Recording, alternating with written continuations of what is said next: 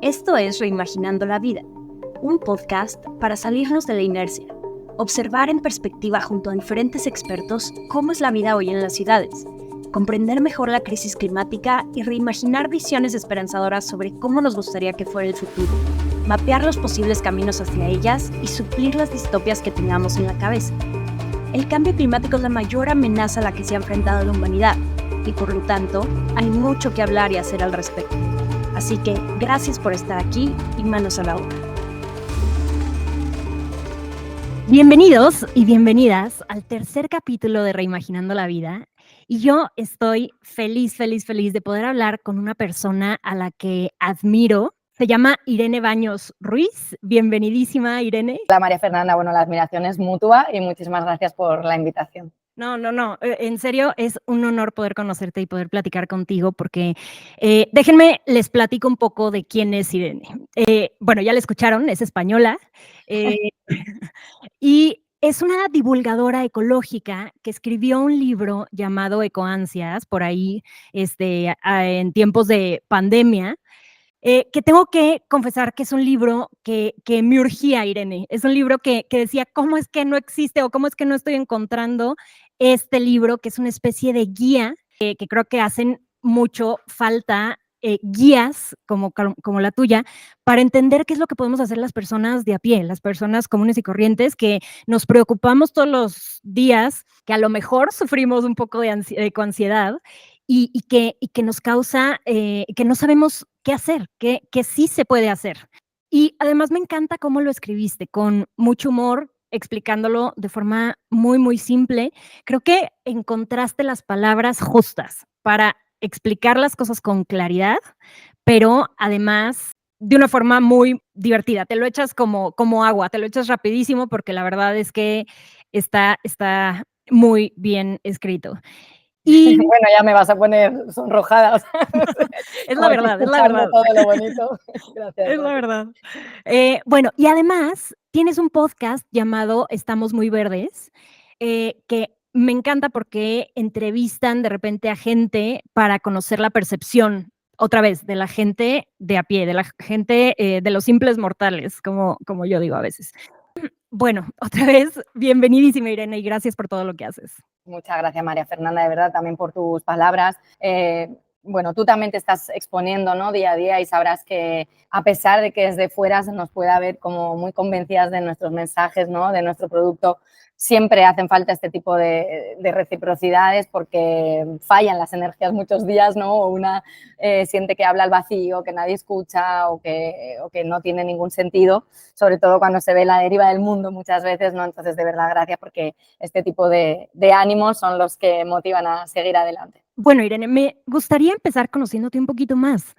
¿Cómo llegó el ambientalismo a tu vida? ¿Cómo comenzó? ¿Es algo que traías desde siempre? ¿Cómo comenzó esta historia? Pues mira, yo creo que Ecoansias me representa muy bien, ¿no? Y de hecho, cuando dices que tienes esa frescura, esa forma de hablar, mis personas cercanas te dirían que es que soy yo tal cual hablando, ¿no? O sea, son mis expresiones, de hecho hablo de mi familia, de mis amigos, todo es real, ¿no? No hay nada inventado y yo creo que es casi que una rasgadura de vestiduras, ¿no? Una manera de entrar en mis entrañas de forma muy directa.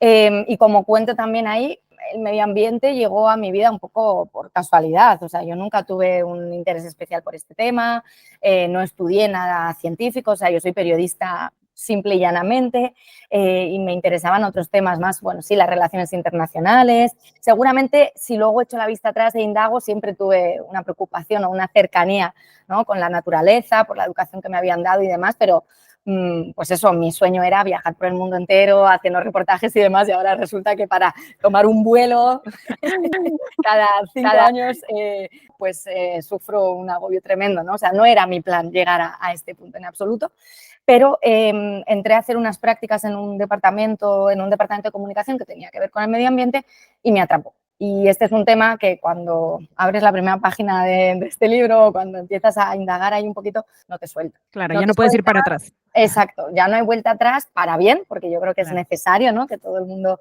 tenga ese despertar, pero como hablaremos después también seguramente, pues también tiene un peligro, ¿no?, adentrarse en este mundo. Y en realidad mucha gente que estudia ciencia o que se dedica ya desde antes dice este shock quizás no les pasa tanto porque ya llevan toda su vida, ¿no?, adolescentes como adultos jóvenes conociendo esto, pero yo creo que el despertar es más bruto, más brutal, más brusco cuando parece que sabes cosas y de repente te das cuenta de que vivías totalmente en la ignorancia frente a tantísimos temas diarios, ¿no?, y que van a definir nuestro futuro. Totalmente de acuerdo.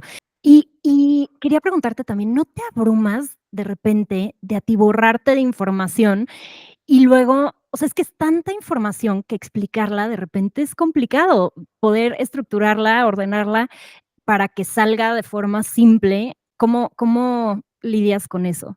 Sí, desde luego es muy abrumador. Yo creo que en parte el hecho de no tener una base científica a mí me ha ayudado, ¿no?, o intento partir de ahí para simplificarlo más. La Irene de antes, la que no tenía ni idea de qué significaba cambio climático, ni calentamiento global, ni gases de efecto invernadero, ¿cómo podría hacer que esa Irene entienda esto de lo que estoy hablando, ¿no? Muchas Claro. veces erróneamente nombramos a las abuelas o a las madres, ¿no?, que lo entienda mi abuela o mi madre, pero hay abuelas muy sabias y en cambio hay gente joven de hoy en día que sigue la gran mayoría sin tener ni idea de qué quieren decir todos estos conceptos, ¿no?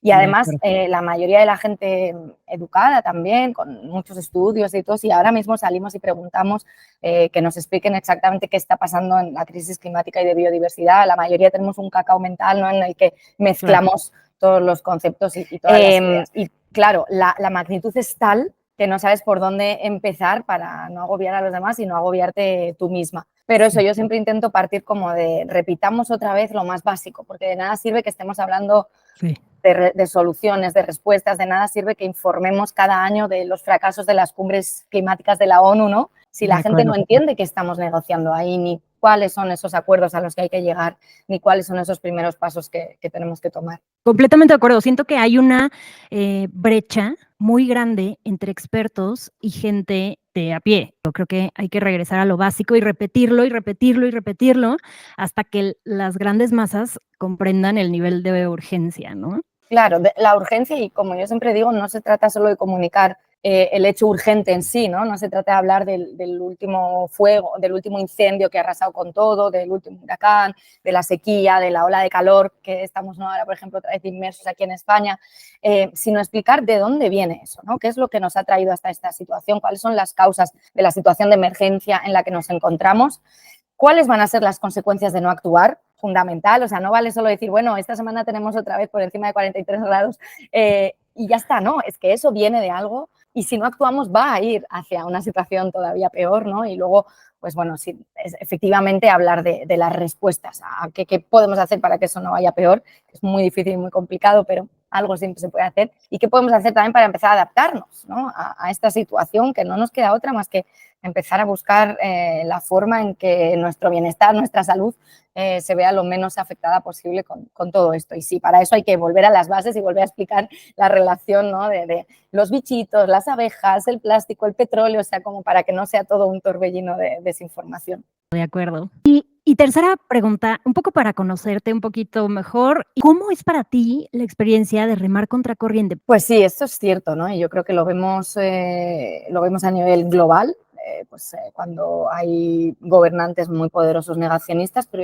yo creo a nivel personal, por lo menos, lo que más me afecta o donde más sufro es cuando esto ocurre en las cenas de familia, ¿no?, o en la salida con los amigos. Eso que yo intento no sacar mucho estos temas en los ámbitos más cercanos, pero ahí es como cuando más duele, ¿no? Cuando una persona en la que confías, que en principio te conoce, que puede ser que haya escuchado parte de tu divulgación, sigue cayendo pues en ciertas mentiras, ¿no? Sigue repitiendo patrones que sabemos que son muy dañinos y ahí es un poco cuando dices no paro de darme contra los muros y además me quedo siempre siendo la rara, ¿no?, del grupo, como la pesada que no se atreve a hablar para que nadie la regañe o que parece que estás fastidiando a los demás, ¿no? O sea, por ejemplo, aunque yo no suelo o intento no estar siempre sermoneando, pero sí que te encuentras con esto y que viene una amiga a decirte, pues me voy de vacaciones otra vez no sé dónde, ¿no? O me he comprado el coche tal y te lo vienen a decir casi pidiendo que les exculpes, ¿no? O sea, como admitiendo que se sienten mal, pero se sienten mal frente a ti, no porque digas nada, sino porque lo saben. Y se genera una sensación extraña porque la idea última siempre tiene que ser censurar a la gente, ¿no? Y que la gente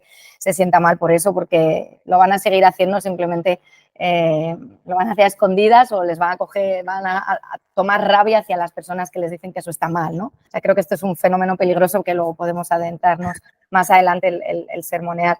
Pero mi postura siempre intenta ser, en vez de frustrarme, verlo como un reto. Claro, Bueno, ok. todavía estamos en estas, ¿no? Y yo qué sé, pues mi propio familiar cercano me está diciendo esto, eso quiere decir que todavía me tengo que esforzar más en transmitir mi mensaje de la manera adecuada. Sí, Yo siempre lo tomo un poco así, porque no queda otra, ¿no? No vale con decir el resto lo hace mal, o el resto no se claro. entera, el resto no cambia, sino, bueno, ¿qué puedo hacer yo? Que este es mi rol en la sociedad, en la vida, ¿no? Yo me siento con ese rol de comunicar esto de una forma más eficiente, pues tendré que seguir esforzándome para conseguir que ese cambio llegue a la vida de las otras personas. ¿Sabes qué? Eso lo noté en tu libro, porque sí, justo, se siente muy auténtico y también se siente muy como asertivo. Estás diciendo las cosas como son, sin que se sienta pesado. Y lo logras como eliminar esa, hasta mencionas las palabras, superioridad moral, eso cae pesado y tú logras no hacerlo, que no se sienta como superioridad moral. Simplemente estamos diciendo las cosas como son, de la forma más amigable y simple posible. Sí, no es fácil porque estamos en un contexto en el que esa superioridad moral de alguna manera se ha asentado, ¿no? Y es así como la mayoría de la gente recibe los mensajes referentes al qué se puede hacer frente a esta situación de emergencia, ¿no? Yo creo que en eso los medios de comunicación hemos tenido mucha responsabilidad. No somos los mayores responsables, sino también, bueno, pues todas las empresas, sabemos, Claro. las petroleras que llevan mintiendo desde los años 70, sabiendo perfectamente lo que había, intentando desviar la atención para que en vez de que recayera sobre sus acciones, recayera sobre la ciudadanía, ¿no? O sea, esto también se habla mucho en Ecoansia, ser conscientes de que muchas veces nos sentimos culpables porque eso es lo que más interesa para que nadie cambie, ¿no? O sea, es mejor que tú pierdas tu energía pensando en, no sé, en las pequeñas acciones que tan complejas son, porque el sistema está como está, que realmente buscando, por ejemplo, un movimiento colectivo, un movimiento grupal que consiga cambiar esas dinámicas, ¿no? Pero sí, o sea, siempre intento como ser lo más cercana posible también porque, bueno, de hecho, mira, cuando estábamos escribiendo Ecoansias, pero con el editor y tal, mi primer título que yo tenía era Todos somos pecadores. De alguna manera también era eso lo que quería transmitir. Yo no soy mejor que tú. No soy Claro. una gurú con una vida perfecta, inalcanzable, porque entonces no vamos a llegar a transmitir el mensaje nunca. Claro. Si nuestros referentes son solo Greta Thunberg, Greta Thunberg, que puede viajar en barco auspiciado por yo que sé quién, o que realmente puede tener una vida muy, muy, muy coherente porque se dedica a ello, y solamente tenemos ese modelo, perdemos a la gente por el camino. Exacto. Porque el 90% de la población vive de forma precaria, en unas condiciones muy duras ya de por sí para llegar a fin de mes, para sacar adelante a su familia, para mantener el trabajo, para conseguir comida, como para que encima le carguemos con la exigencia de llegar a una perfección que no es posible, ¿no? Que no es posible porque además está pensado para que no sea posible a nivel individual. Bueno, pues este capítulo es para hablar sobre las emociones que nos genera todo el tema de la crisis climática, tanto negativas como positivas. Un poco hablar de ecoansiedad, ecoansia y muchas otras emociones que nos genera este tema, pero también de esperanza, que es indispensable para poder navegar esta situación. Y es que realmente es un tema abrumador, como lo decías hace ratito, es mucho, es porque es una amenaza no nada más a nuestro estilo de vida, sino a nuestra vida y a la vida de la humanidad, a la vida de nuestros hijos y al futuro.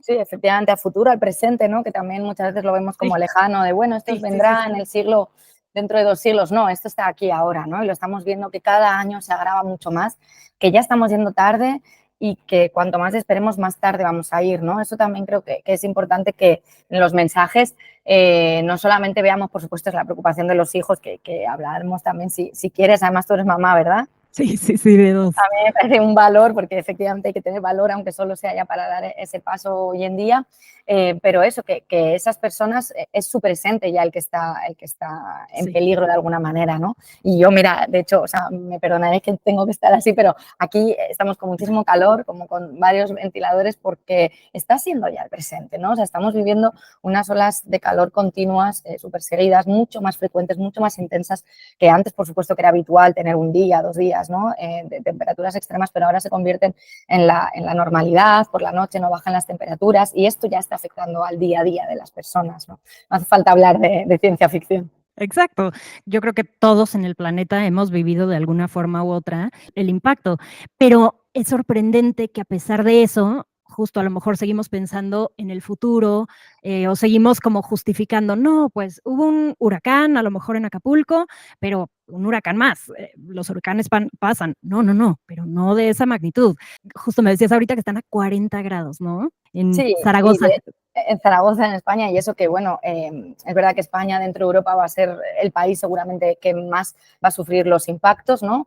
Bueno, y a partir de nosotros, el resto de Europa, porque somos los productores de comida de toda Europa, no somos la huerta de Europa, pero por supuesto países como México, países en América Latina, en África, en Asia, van a sufrir las consecuencias también de una manera brutal, ¿no? En Centroamérica, por ejemplo, ya hay registrados números alarmantes de migrantes climáticos, pues que tienen que estar dejando sus países por la sequía, por la falta de agua. Bueno, ustedes conocen mejor los conflictos que tienen allá, ¿no? Eso es, muchas veces no es que el cambio climático sea el causante de todo, pero sí que es un potenciador de los Claro. conflictos, ¿no? Allá donde hay un conflicto por el agua lo va a potenciar. Allá donde hay un conflicto por las tierras que se pueden cultivar también lo va a potenciar, ¿no? Entonces, al final está influyendo como mal metiendo, no metiendo el mal en casi todos los aspectos de la vida, incluso en, no sé, a mí me impacta mucho, luego hablaremos de cosas buenas, sé que no estamos yendo aquí Sí, a lo oscuro, pero a mí me exacto. impacta mucho, por ejemplo, las cifras que hablan de cómo aumenta el maltrato intrafamiliar, ¿no? En las Claro. casas por el aumento de las temperaturas o de los fenómenos meteorológicos extremos. O sea, hay una cantidad de correlaciones mínimas, pero que nos deberían motivar, ¿no? A querer ponerle freno a esta tendencia en la que nos encontramos. Y es que sí, nadie puede pensar claro con muchísimo calor, con sed, y justo tenemos todavía oportunidad de actuar, pero también causa ecoansiedad no saber qué hacer. Entonces, por eso también creo que es indispensable tener guías. Y creo que en estos tiempos faltan mucho, porque a lo mejor en redes sociales, en las noticias, en todos lados estamos justo recibiendo lo negativo constantemente, por todo, o sea, lo vemos justo en los medios, luego lo vemos con nuestros propios ojos, lo vivimos, lo sentimos, y todo eso, ya adentrándonos un poco en el tema de, me gustaría entrar a explicar qué sucede en nuestro cuerpo, cómo reaccionamos ante la amenaza, no nada más ante esta amenaza, sino ante cualquier amenaza. Históricamente el humano ha ido desarrollando esta forma de reaccionar, ¿no? Que seguramente lo han escuchado, es esta reacción de supervivencia, de lucha, huida o congelarse, fight, flight or freeze. Y me encantaría explorar un poquito cada una de ellas. A ver, la primera, cuando reaccionamos tratando de huir, Uh -huh. pues simplemente es como si se nos aparece un león y entonces patitas para qué son y queremos salir corriendo lo más rápido posible y alejarnos de la amenaza lo más rápido posible. Entonces, de alguna forma, bloqueamos. Esto está relacionado a diferentes emociones como el miedo, ansiedad, aquí cae la ecoansiedad, nerviosismo, preocupación. ¿Tú en qué situaciones has sentido estas emociones? Sí, la de la huida yo la veo mucho también como la táctica del avestruz, ¿no? Yo trabajo aquí en España ahora bastante con un psicólogo ambiental, o bueno, un psicólogo que ha estudiado mucho el tema del consumo y que ahora trabajamos en ecoansiedad, y él siempre dice que eso es una de las diferencias principales al tratar la ecoansiedad frente a la ansiedad normal, ¿no? Si tú tienes ansiedad normal, que es decir, estás todo el rato agobiada por un tema que la mayoría de las veces no es real, ¿no? Por un miedo futuro que tú no puedes controlar, y ese miedo viniera de la noticia o la que sea la fuente de ese miedo, la idea sería anular esa fuente, ¿no? Es decir, si a ti te está agobiando ver las noticias, no las veas. ¿no? Eso sería como un Claro. mecanismo sencillo. El problema es que con el tema de la ecoansiedad eso es contraproducente, porque la idea es que tienes que seguirte informando para ver cómo hacemos, ¿no? Y si solamente haces la del avestruz, metes tu cabeza bajo tierra, te escondes y dejas de prestar atención, pues pasas a formar parte del problema, ¿no? O sea, pasas a Claro. formar parte de toda esa gente que está en el ecopasotismo en vez de en la ecoansiedad y que me parece casi más peligroso que quien ya está concienciado, ¿no? Ahí vería la huida. No sé si quieres seguir antes de que, o sea, si nos quieres contar las otras dos. A ver, mira, si quieres, vamos a explorar estas otras dos y luego Dale. ya vamos platicando de cómo las hemos experimentado. A ver, la segunda es congelarse. A ver, es cuando es tan grande el problema que no nos podemos mover. Nos congelamos un poco para que el león no nos vea. Nos hacemos como los que no estamos ahí, porque estamos en terror total, en pánico, en shock, en negación. Y no sé si la culpa entra aquí. Bueno, yo creo, no sé si yo creo que al final todos son mix, ¿no? O sea, Claro. También la ecoansiedad en sí para mí yo siempre lo digo, es una amalgama, es un conjunto de emociones en los que puede entrar desde el miedo a la ira, a la frustración, cada persona la experimenta de alguna manera y yo lo englobo todo como ecoansiedad. Pero sí, la parálisis yo creo que es de lo más peligroso en realidad. No sé si en otros contextos te ayuda a que el león no te coma, pero en este caso lo que te hace es llegar a ese punto de desidia, ¿no? De decir, mira, yo tiro la toalla, porque total, haga lo que haga, de nada sirve, me paso el día yo sufriendo, angustiada, para luego ver cómo van en su jet privado, ¿no? Este es el típico. Yo estoy aquí preocupada del popote todo el día y luego están yéndose en su jet privado el resto del mundo, ¿no? Ese es un poco como el clásico de para eso ya mejor no hago nada.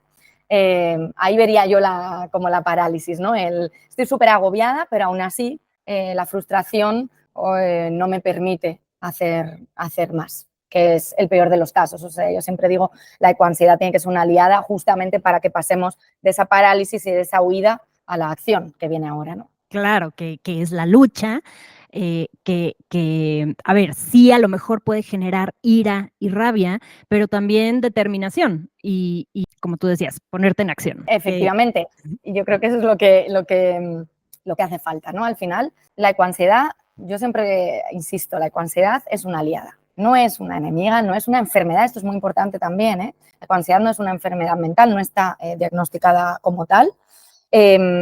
Y es importante que la gente que sufre estos sentimientos no se sienta como una persona enferma, ¿no? Como una persona marginal, sino que realmente es la respuesta lógica a la situación en la que nos encontramos, ¿no? La ecoansiedad es la respuesta lógica a la situación de crisis climática y ambiental en la que nos encontramos y es una aliada para empujarnos a la acción. Usando tu metáfora del león, que de hecho yo la uso también mucho, de alguna manera tenemos el león detrás y tenemos que echar a correr, que eso también sería la acción. Lo que pasa es que no sabemos hacia dónde correr, porque como estábamos diciendo, nos faltan las respuestas. Tenemos claro que hay una emergencia. Ojalá, bueno, esperemos que la gente tenga claro que hay una emergencia, pero el problema es que no sabemos dónde están las puertas de salida, ¿no? Entonces llegas a esa parálisis y a ese terror. Pero sí, veamos, abracemos, ¿no? a la ecoansiedad como parte de nuestras vidas. Yo creo que al mundo le iría mejor si la gran mayoría de las personas fueran ya ecoansias, ¿no? Si sufrieran ya un poquito de ecoansiedad y estuvieran en ese punto, en ese mecanismo, ese proceso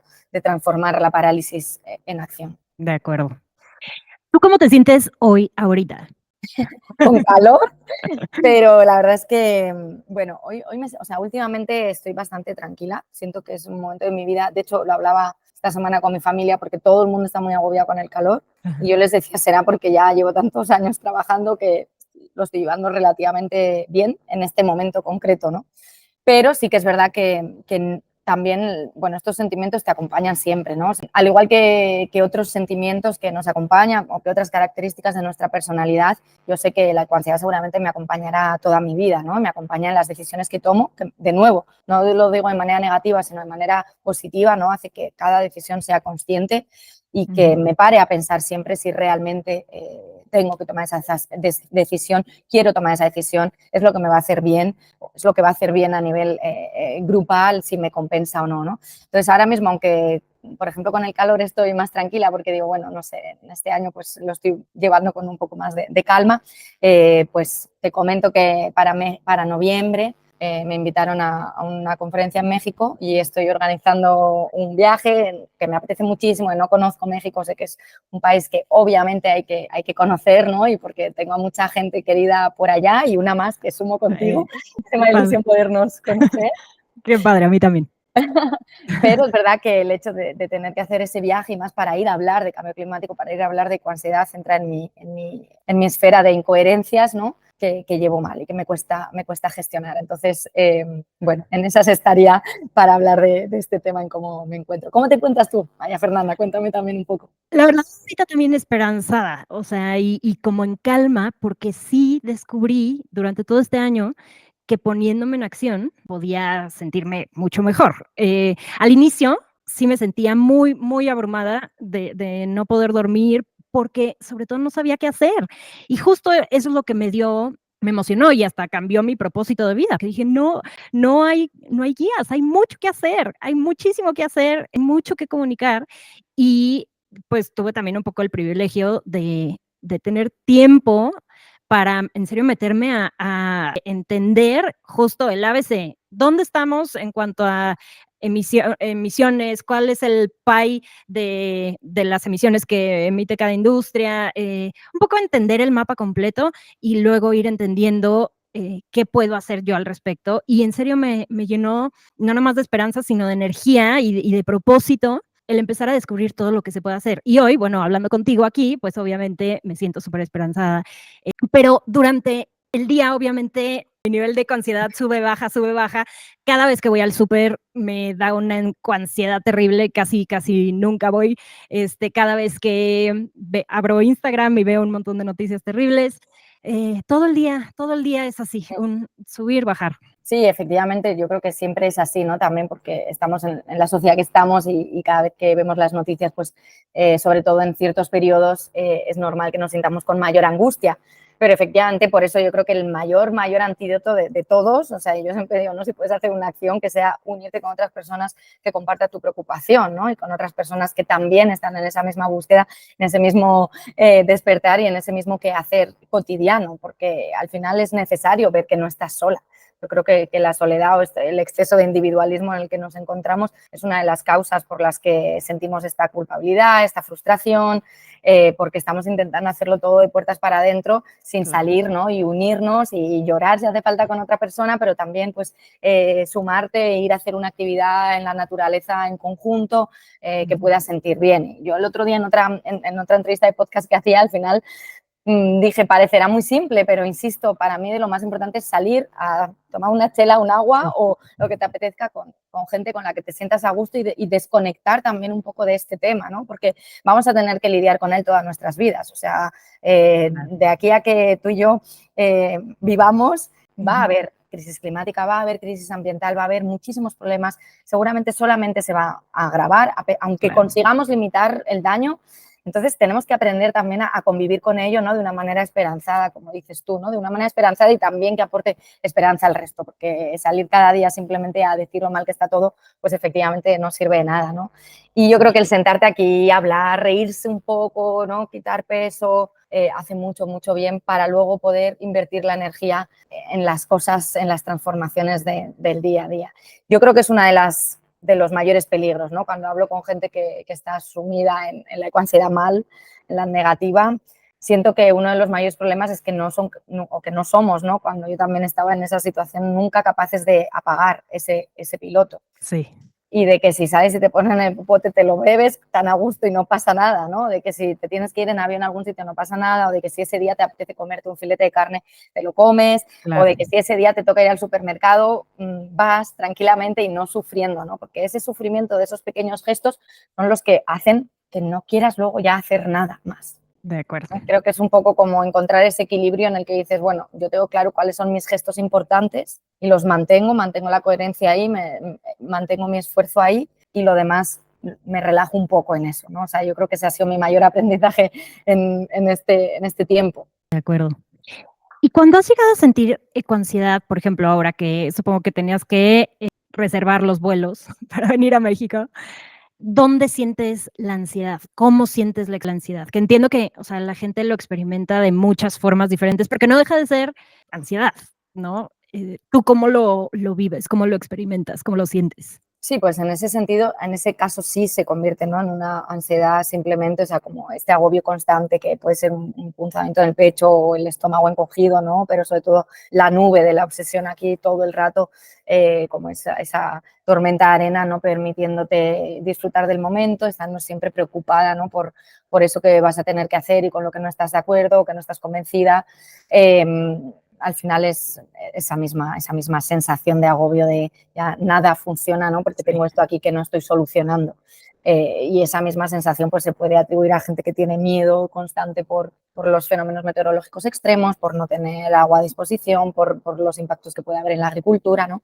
Yo creo que es esa sensación constante de no puedo casi respirar, no puedo descansar, no puedo, ¿no? O sea, como lo que viene siendo los mismos síntomas de la ansiedad, si nos ponemos realmente a verla desde ese plano más físico y más problemático, ¿no? Cuando todavía no se ha convertido en nuestra aliada, sino en esa enemiga que nos paraliza y que no nos permite realizar nuestras actividades del día a día de forma correcta. De acuerdo.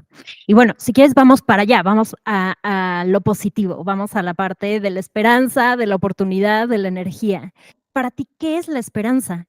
¿Cómo vives la esperanza? La esperanza para mí es la única forma de vida, realmente, ¿no? Es la única vía que me permite pues, levantarme por las mañanas, sentarme a hablar contigo, sentarme a escribir, sentarme a hacer todo lo que hago en el día a día, ¿no?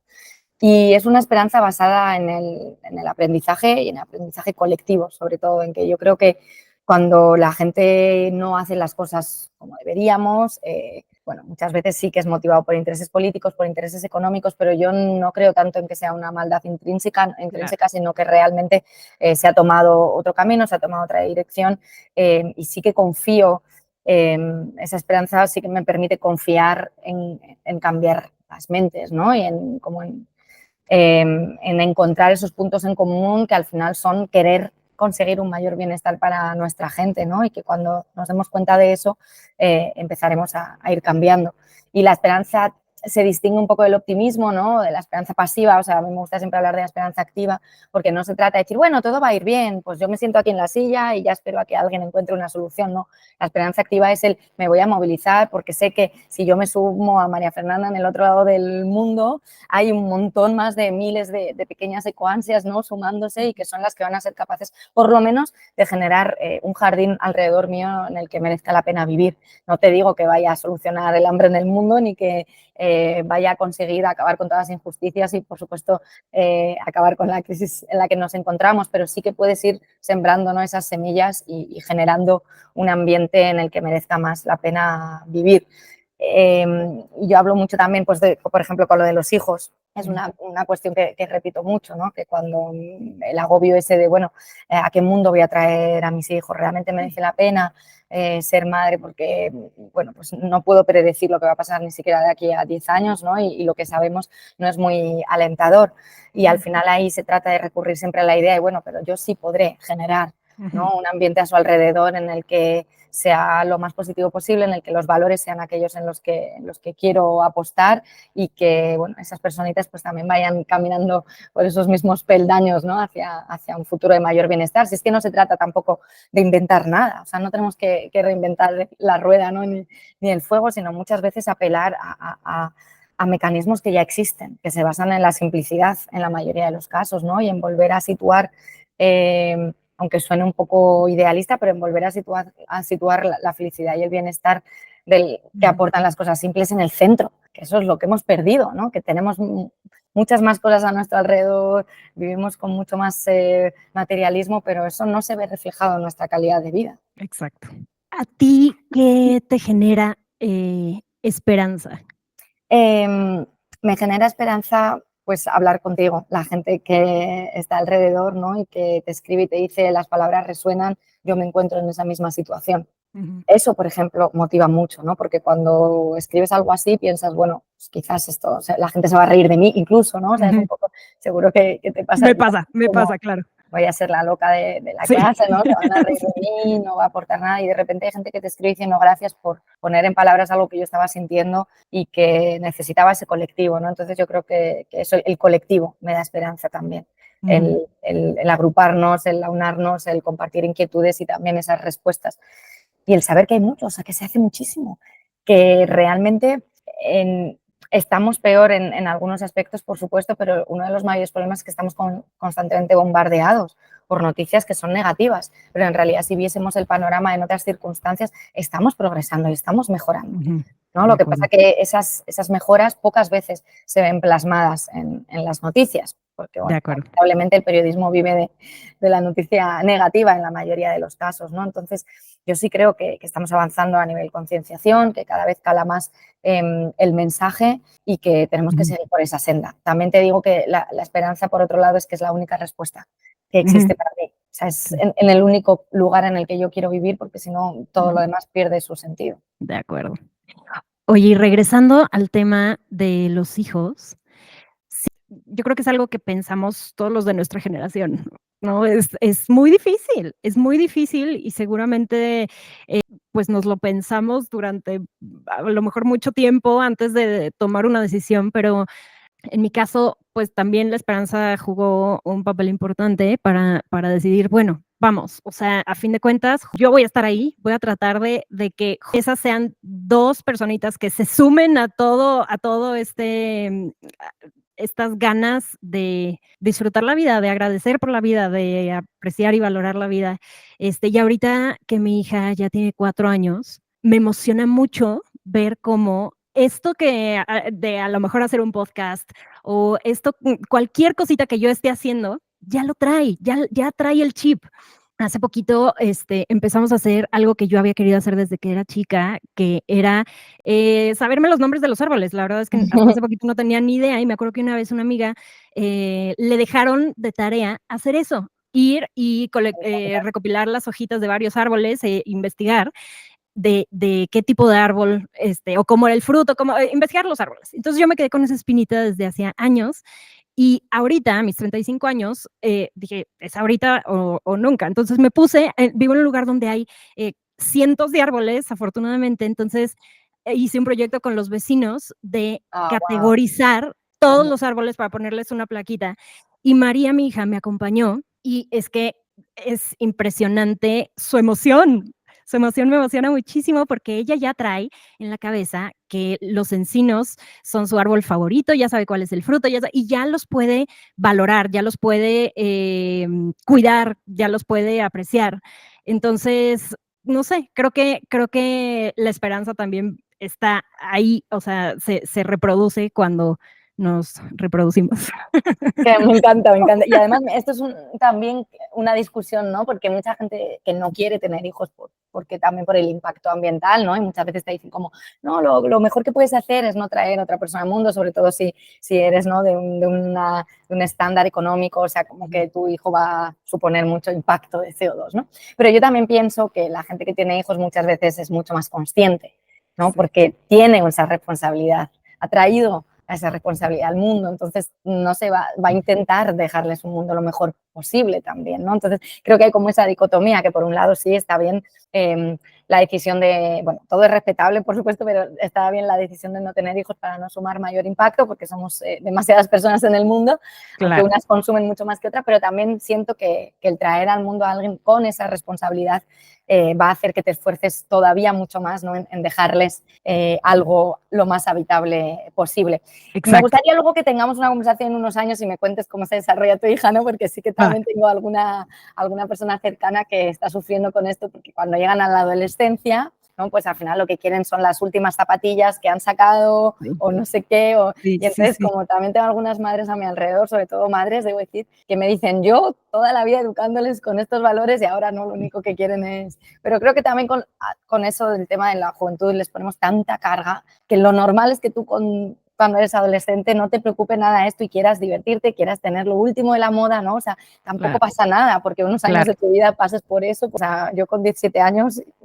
hasta los 17 tampoco me interesaba nada más que divertirme, ¿no? Y entonces creo que también muchas veces les ponemos como ese peso constante, ¿no? De ser súper conscientes de que tienen que salvar ellos el mundo y no sé qué. Y no, la responsabilidad sigue siendo de las personas que tenemos derecho a voto hoy y que dirigimos las empresas y que tenemos, ¿no? nuestros negocios o capacidad para realmente incidir en el cambio y no tanto esa persona jovencita que lo que tiene que hacer es disfrutar ahora y luego ya afrontará el futuro.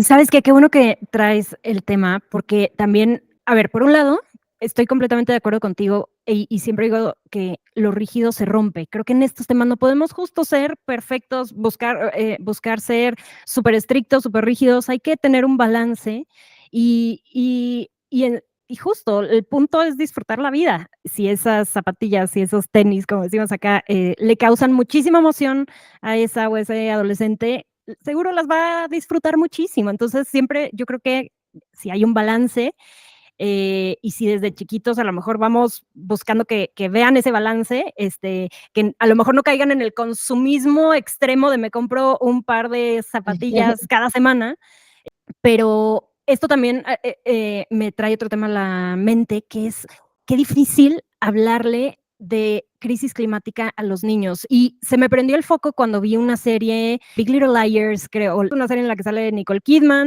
varias superactrices, y sale una niña a la que, o sea, es una niña muy, muy inteligente, a la que le hablan del tema del cambio climático en la escuela, en kinder, estamos hablando de kinder, y la niña lo entiende perfectamente y le pega tan duro que empieza a tener muchos problemas de ansiedad, empieza a Sí, encerrarse en un closet, no puede lidiar con el tema. Entonces también qué importante ver cómo le hablamos a los niños total. de esto, porque es una amenaza también a su vida y a su bienestar. Se me ponen los pelos de punta así, ¿no? Sí. Al pensar. Y tú, por ejemplo, como o te cuento yo, ¿no? Pero como tú eres mamá, no sé, seguro te estás ya planteando cómo empezar a hacer eso con tu niña de 4 años.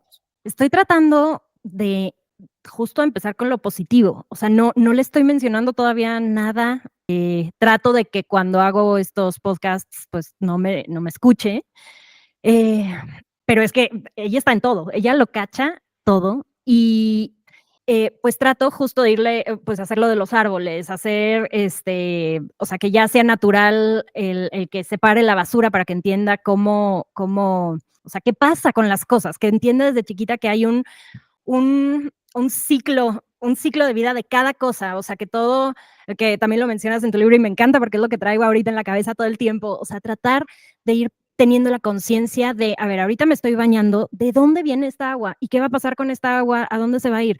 O compramos tal cosa, ok, ¿de qué material es? ¿De dónde salió este material?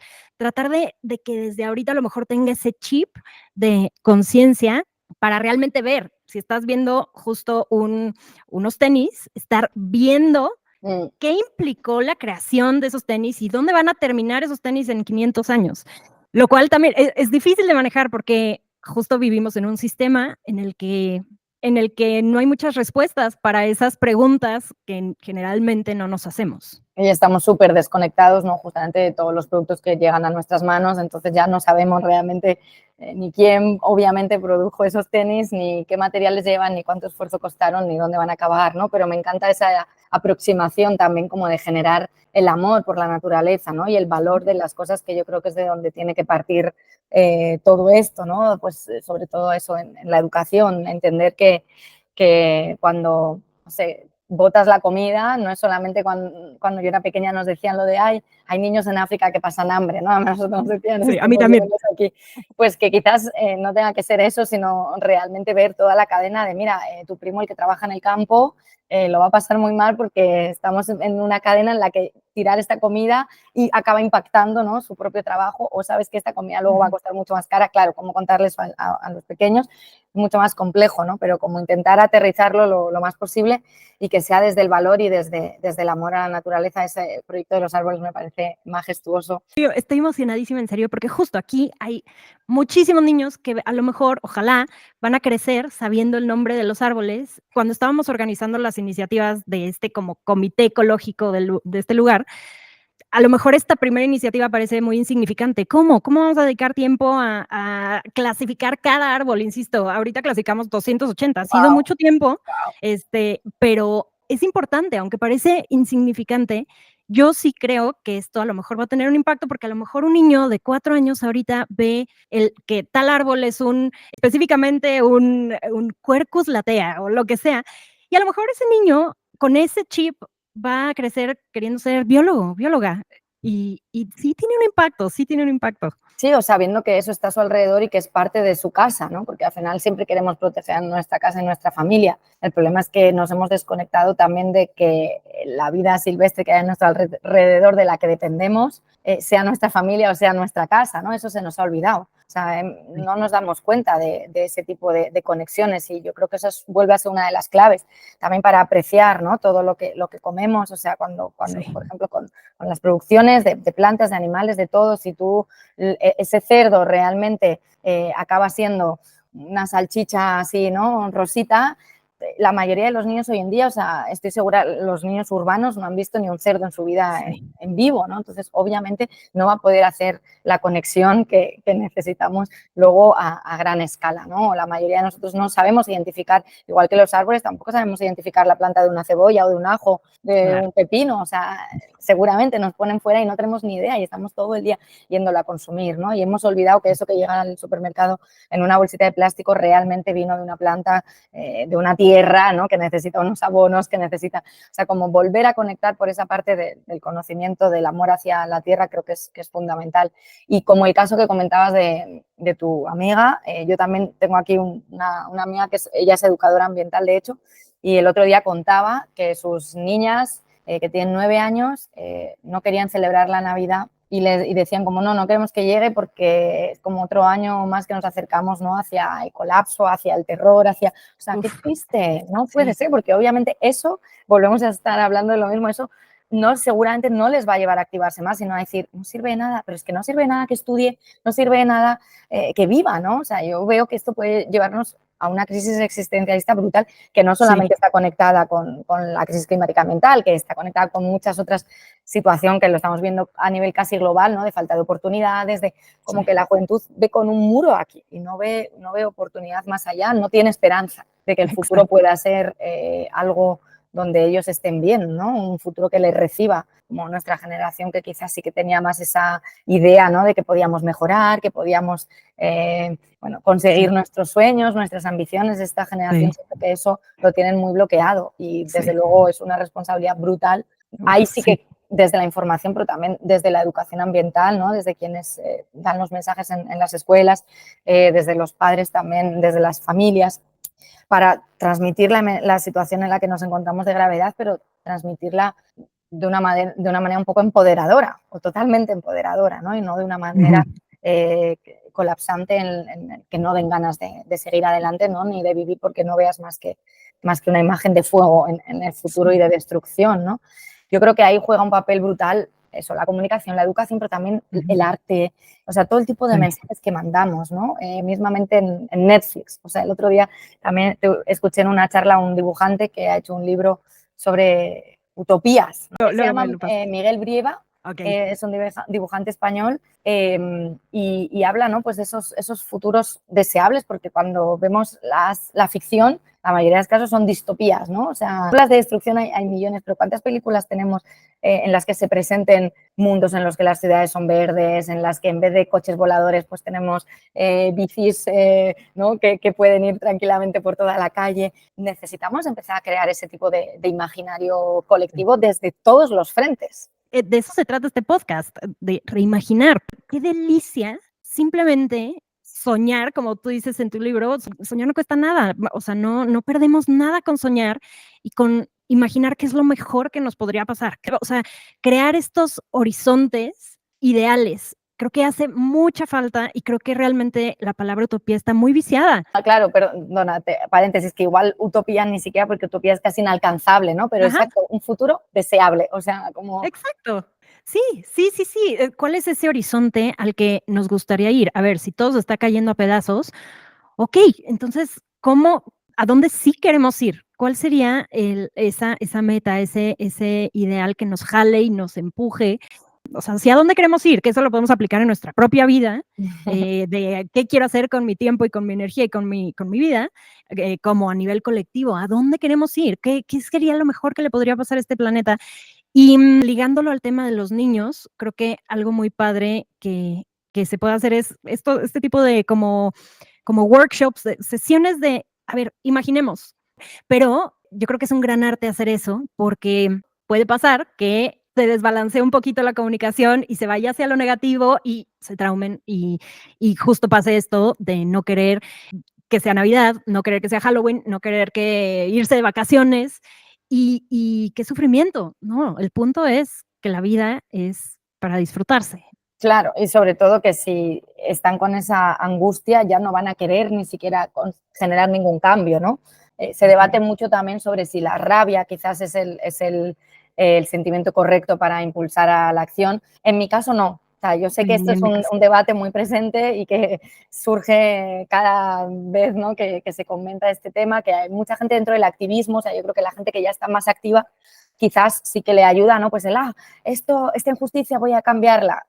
A mí personalmente la rabia no me lleva a eso, ¿no? Y además ese mundo hacia el que quiero avanzar no es un mundo en el que la rabia sea la que prevalezca, ¿no? Sino un mundo en el que realmente sea encontrar los puntos en común. Pero claro, toda esa juventud, esa parte de la niñez, ¿no?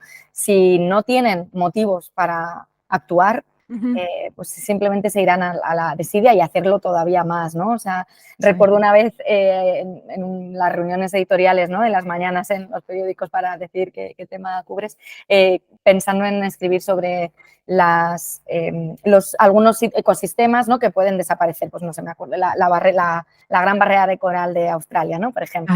Que ahora, bueno, pues como los corales se van perdiendo, no sé qué, ¿no? Y entonces era la idea de hacer como maravillas naturales al punto de la extinción.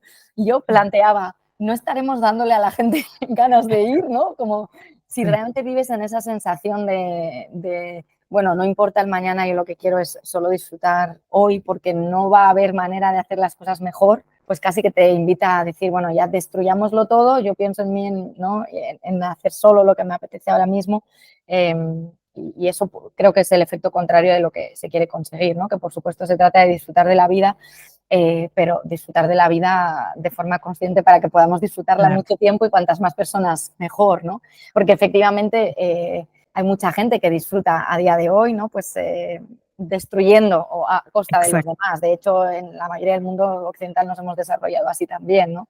O sea, nuestro bienestar tiene mucho que ver con la explotación que hemos hecho en el sur global, ¿no? En muchos casos. Eso es lo que no se debería repetir.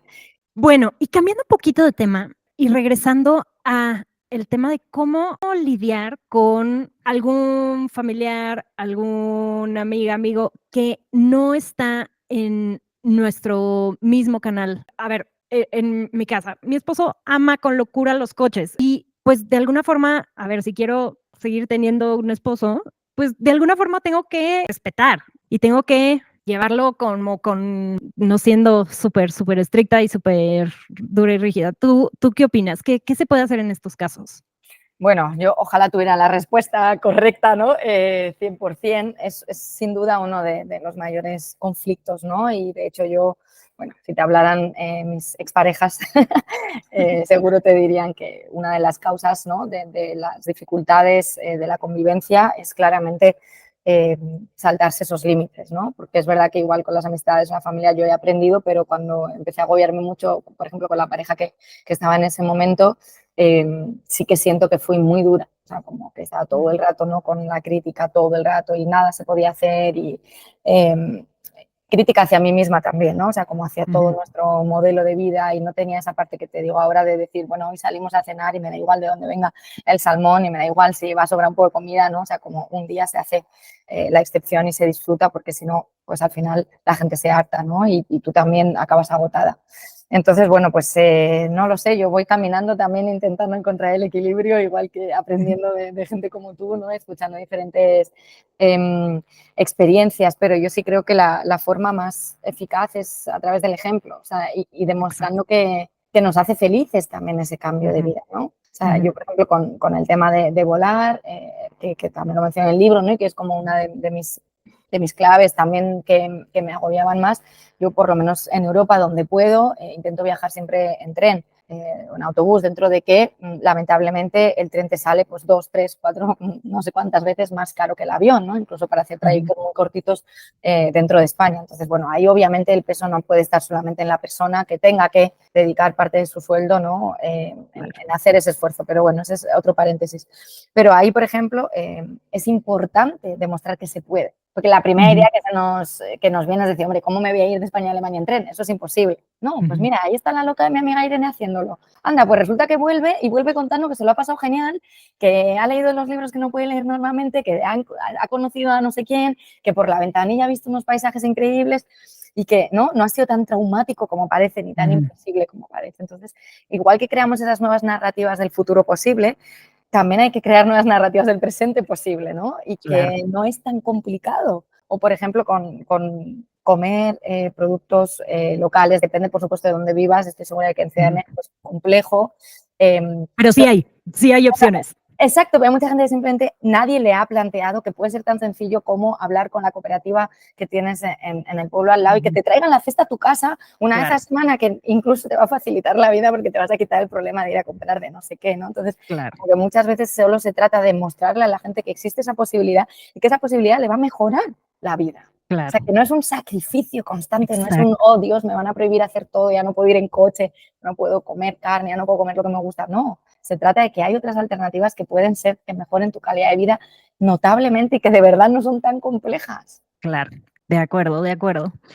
Y bueno, regresando también al tema de cuando sentimos que somos los únicos haciendo cosas, cuando sentimos, a ver, ¿de qué sirve que yo sí haga esto? Mientras los petroleros están contaminando, o sea, sin comparación. ¿Qué haces? ¿Qué estrategia usas en esos casos?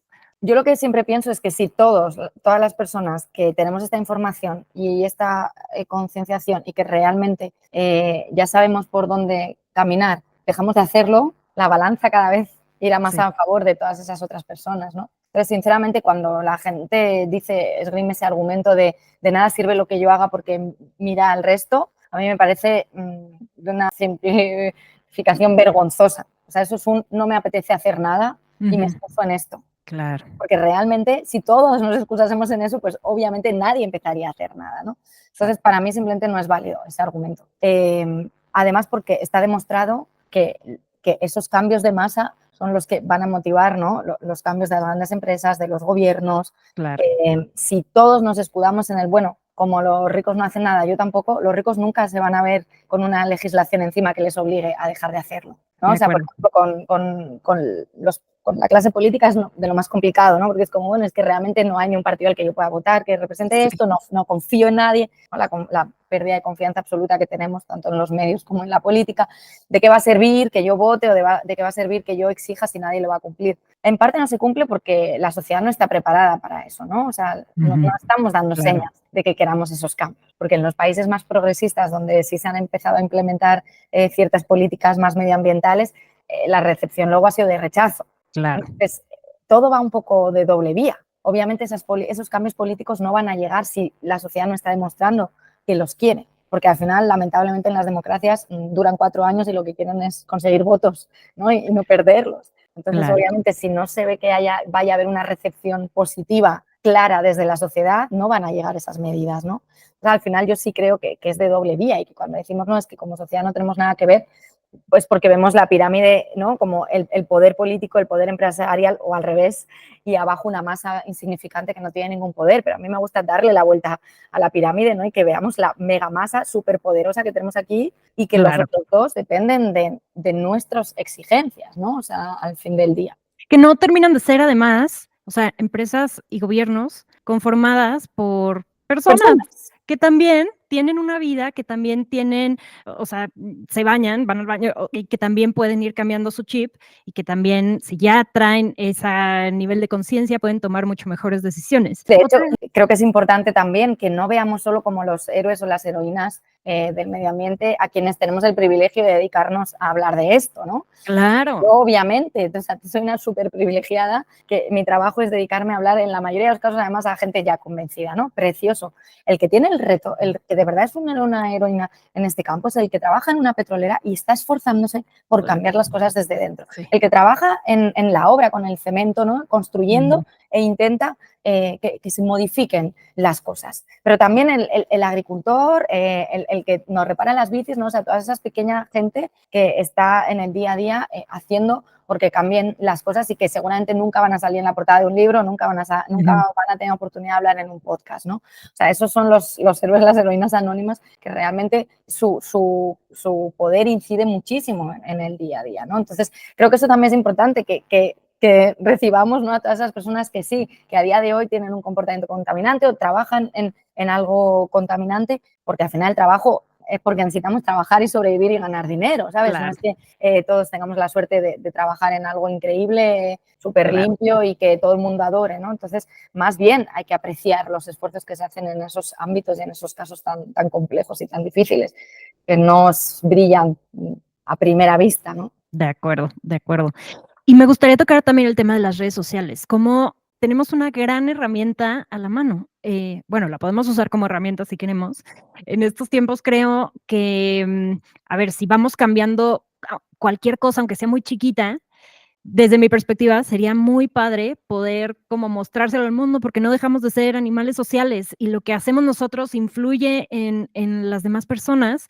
Y de esa forma también creo que se puede y nos podemos ir dando cuenta de, como decías, lo poderosa que es esa base de la pirámide, pero creo que este tipo de cambios no se visibilizan porque tienen que ver con el día a día. O sea, a lo mejor, o sea, no es el highlight de mi día el ver cómo separó la basura.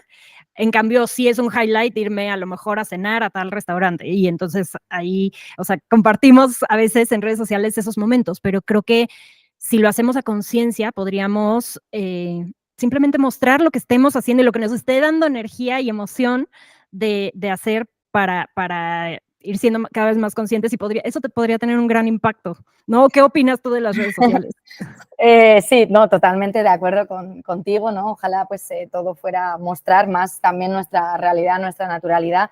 Yo en realidad soy un poco escéptica con las redes y me cuesta mucho, siendo periodista, ¿no? Y que bueno, millennial o que ya estamos envejecidos un poco también, pero sé que tengo que estar ahí, es parte de mi rol, pero sí creo que lo que fomentan no es ese bombardeo de noticias sin profundidad, muy negativas en la mayoría de los casos, sensacionalistas o puro entretenimiento sin que transforme nada, ¿no? Incluso también es un espacio en el que, sí, pues el sensacionalismo, las medias verdades, la polarización tienen mucho espacio y eso me da mucho miedo, ¿no? O sea, ya de por sí los medios de comunicación, que no quiero también, ¿no?, centrar toda la crítica en las redes sociales, porque los medios de comunicación tradicionales, la tele principalmente, ¿no?, sigue siendo como para mí el mayor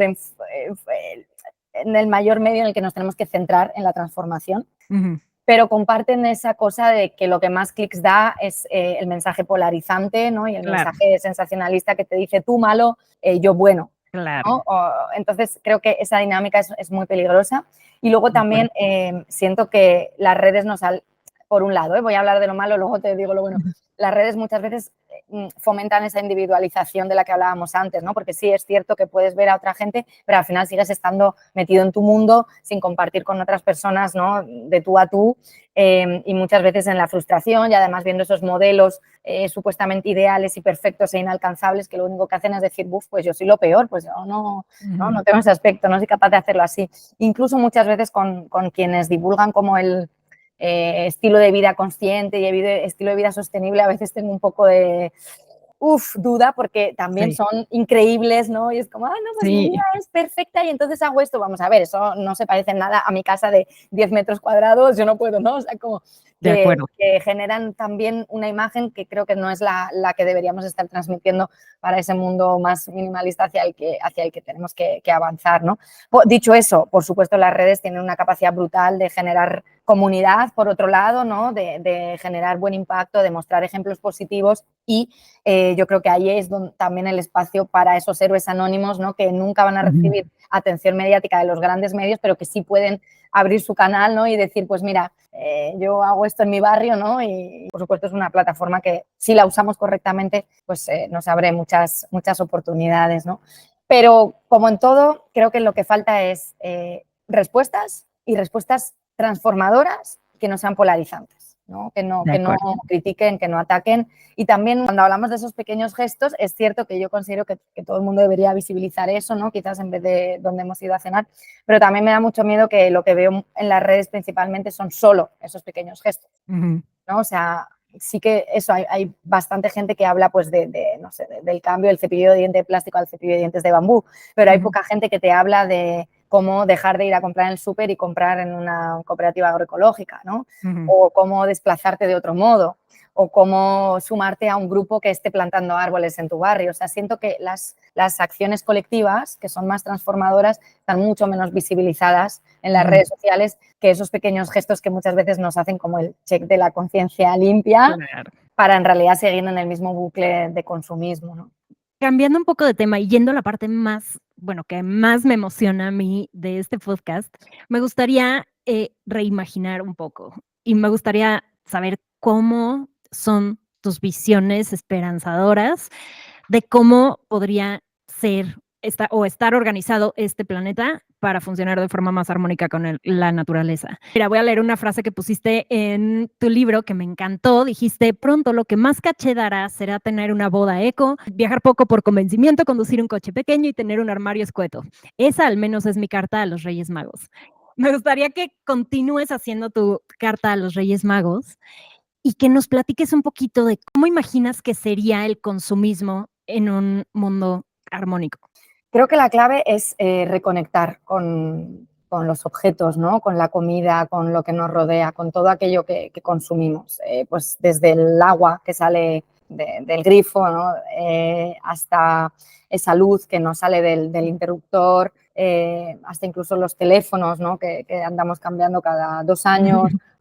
Por supuesto, toda la comida del día a día, la ropa. Creo que la palabra es reconexión, ¿no? Que entendamos qué es lo que hay detrás de cada uno de esos materiales que hemos dejado de valorar y que volvamos a apreciar no solamente el impacto en CO2, ¿no? Como ese túnel que solo vemos CO2, sino que pensemos todas las etapas de esfuerzo humano, de trabajo, de transporte, de desechos, ¿no? Como tú decías antes, que están involucrados en todo eso. Entonces, para mí el mundo ideal es uno en el que en el centro están las relaciones personales, el bienestar, que al final es lo que nos queda para el día de mañana y en el que realmente el consumismo se queda relegado a la necesidad y a pequeños placeres, ¿no?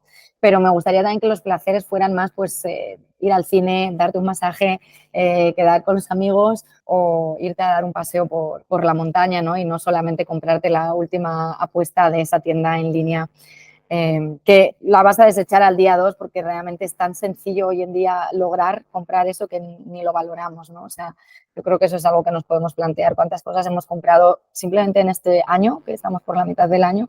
¿Cuántas cosas hemos comprado que ya no sabemos quizás ni dónde las hemos dejado? De acuerdo. ¿Cómo imaginas que serían las ciudades?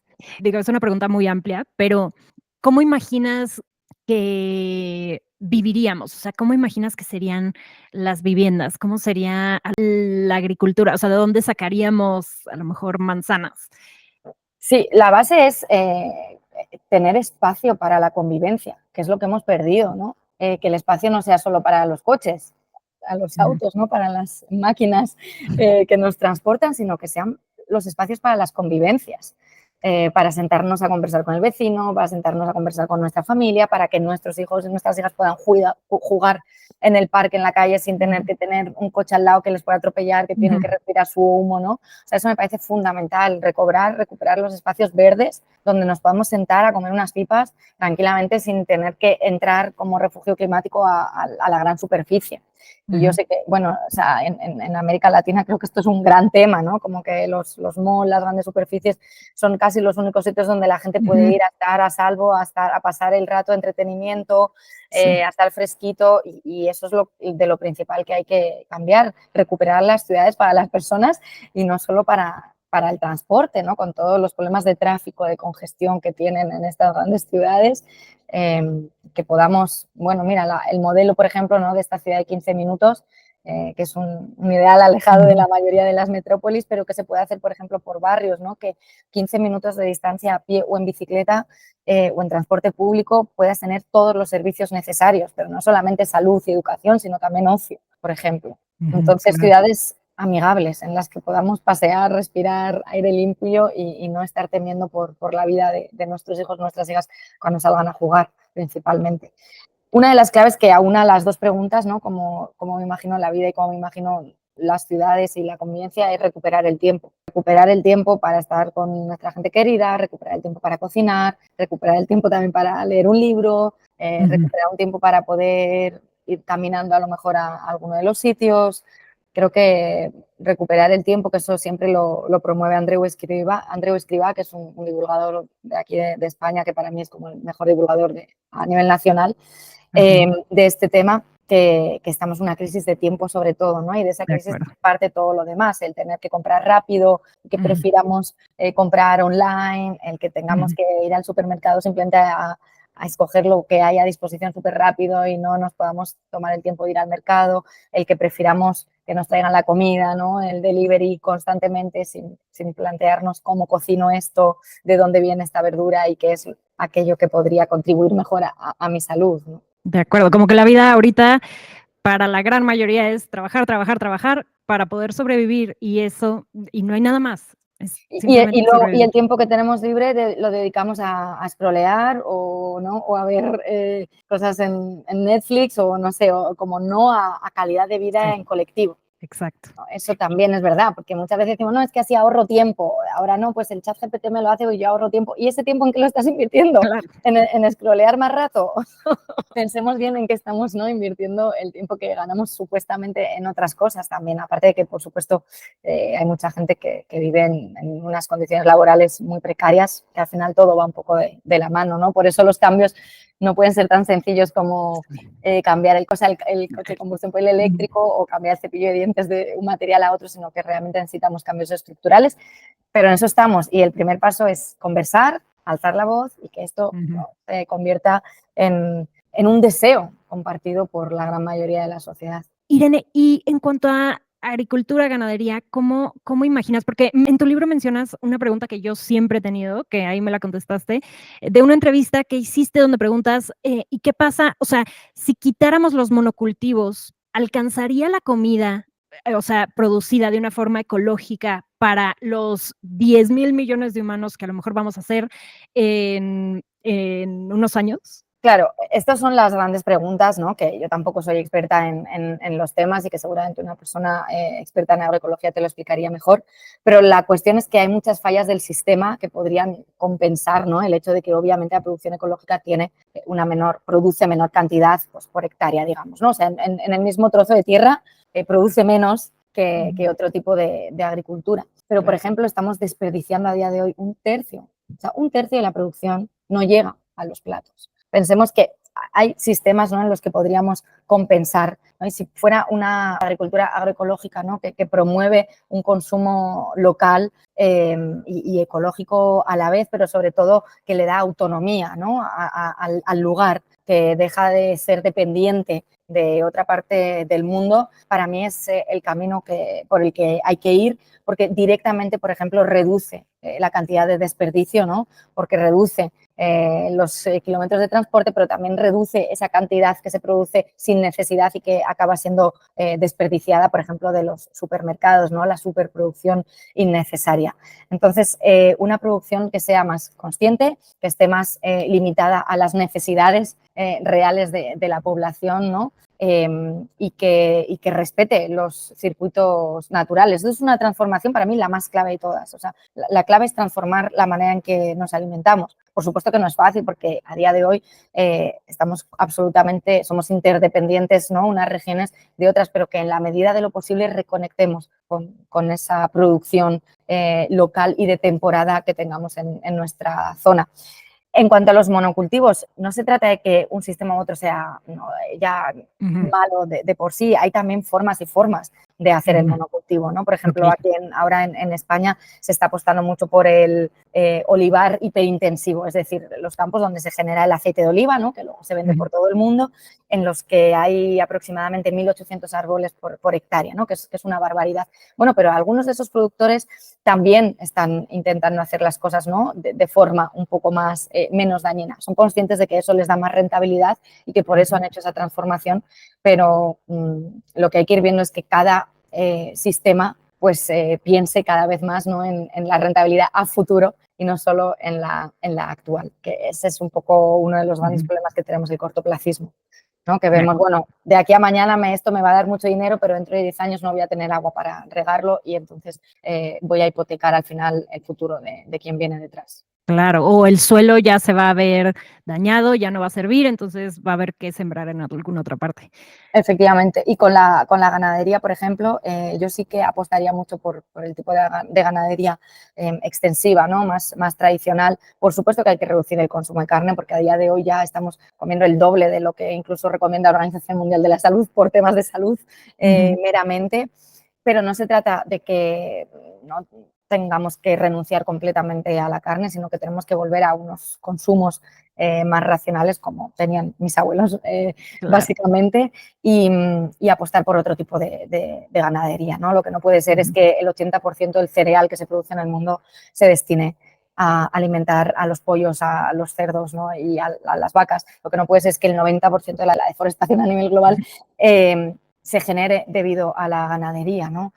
Y de nuevo, que tampoco está asociada a mayor riqueza de ningún tipo de productor en el mundo, al revés, son productores que cada vez están más condicionados en la agricultura por el tipo de semilla, por ejemplo, que necesitan, por los pesticidas, por los fertilizantes, o sea, al final la agroecología por lo que apuesta siempre es por la autonomía del propio agricultor, ¿no? Para que tenga una mayor independencia y para que sus ganancias también sean mayores. Que lo que es bueno para una cosa acaba siendo bueno para la otra, aunque a priori no lo estemos viendo porque nos falta cambiar esa narrativa. Bueno, lo explicas muy, muy simple y muy claro como en tu libro y en tu podcast. Yo creo que vamos a ir cerrando un poco. Digo, yo me podría quedar aquí platicando contigo todo el día, feliz, pero bueno, ya nada más para cerrar, me gustaría saber cuáles son 5 de las acciones que tú haces en tu día a día que crees que son las que más impacto pueden tener con a lo mejor el menor costo esfuerzo posible. Esta es difícil, ¿eh? Las que se te vengan a la mente que, mira, igual pensemos no en el esfuerzo, sino en el impacto. Sí, el impacto. Bueno, lo primero, de nuevo, o sea, me voy a repetir un poco lo que hemos estado hablando hasta ahora, ¿no? Lo primero es que, como tú decías, yo he dejado de ir al supermercado más que para cosas muy puntuales y compro toda mi comida en un productor agroecológico que tengo cerca, ¿no? Y que una vez cada 2 semanas, cada un mes trae su cesta con sus verduras y sus productos que él recoge de los productores locales, ¿no? Lo cual me asegura comer de forma local, ecológica y de temporada siempre. Por tanto, clave transformar la forma en que nos alimentamos y hacerlo de forma local y de temporada. La forma en que nos transportamos, de nuevo, como privilegiada, tengo la suerte de poder desplazarme en transporte público, en bicicleta o a pie. No tengo coche, sé que para mucha gente en el mundo no es posible esa opción, pero yo sí no tengo coche y siempre que puedo elijo el tren por encima del avión, ¿no? Obviamente a México no me va a quedar más que ir en avión, pero siempre que puedo me desplazo en tren. Entonces, la alimentación, el transporte, en general el consumo, ser siempre muy consciente de ese vaso de agua, no desperdiciarlo, de todo lo que nos rodea, de cuánto cuesta producir cada camiseta del Shein, ¿no? No solamente a nivel ambiental, sino también a nivel social, ¿no? Y qué impacto estamos generando a todos los niveles. Por tanto, la manera en que nos alimentamos, la manera en que nos transportamos, la manera en que consumimos, a ver, ¿qué más? Yo creo que me quedaría con esas 3. Perfecto. Y la estrella, que es nunca dejar de hablar del tema, ¿no? Sí. O sea, lo más transforma, si solo puedes elegir una, que además no cuesta esfuerzo, no cuesta dinero y es accesible para absolutamente todo el mundo, independientemente de tu condición, Sí. es hablar del tema. Hablar, escribir, compartir, siempre desde la empatía y siempre intentando, ¿no? Compartir, pues, desde el buen rollo y no desde la crítica, pero no dejar de hablar del tema. Me encanta. Irene, en serio, muchas gracias por esta hora y media que nos regalaste. Yo creo que fuiste muy, muy clara. Estoy segura de que a mucha gente se le va a antojar leer tu libro y me va a encantar conocerte cuando vengas a Eso, México. sí, cuando quieras, por supuesto, nos podemos pegar otra hora y bueno, esa será larga. Va. Muchas ganas de conocerte en persona, de ver tu iniciativa. Enhorabuena también por lanzarte, ¿no? Por la valentía de iniciar este camino. Y bueno, también aprovechando a hacer un poco de publicidad del podcast de Estamos Muy Verdes, en el que presentamos iniciativas, por ahora solo de España, ¿no? Que se están llevando a cabo justamente para motivar esas respuestas y que no nos quedemos solo en el agobio. Y a la disposición de las personas que nos escuchan para cuando quieras. Voy a poner los links del podcast de Estamos Muy Verdes y del libro Ecoansias en la descripción de los videos. Y muchas gracias a todos por estar aquí escuchando. Gracias, Irene. Bonito día. Hasta la próxima, que seguro será pronto.